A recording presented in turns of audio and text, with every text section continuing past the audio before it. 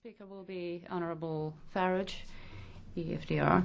2 minutes. Amongst the long list of foreign policy failures and contradictions in the last few years, including of course the bombing of Libya, the desire to arm the rebels in Syria, has been the unnecessary provocation of Vladimir Putin. This EU empire, ever seeking to expand, stated its territorial claim on the Ukraine some years ago.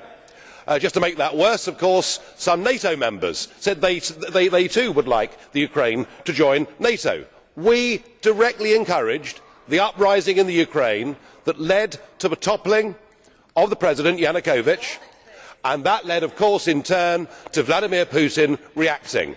And the moral of the story is, if you poke the Russian bear with a stick, don't be surprised when he reacts. Now, just to continue with that, today we are rushing through an association agreement at undue speed with the Ukraine, and as we speak there are NATO soldiers engaged in military exercises in the Ukraine. Have we taken leave of our senses? Do we actually want to have a war with Putin? Because if we do, we are certainly going about it the right way.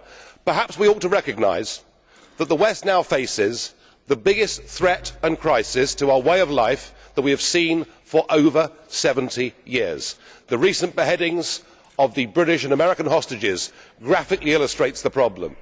And of course we have our own citizens from our own countries engaged in that struggle too.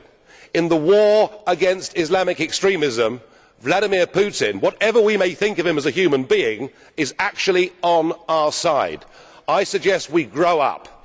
I suggest we recognise the real threat facing all of our countries, communities and societies.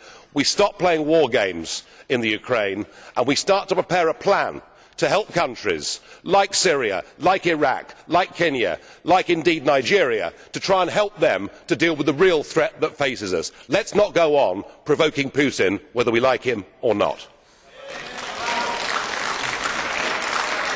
Kiitoksia. Thank you. Mr. Farage.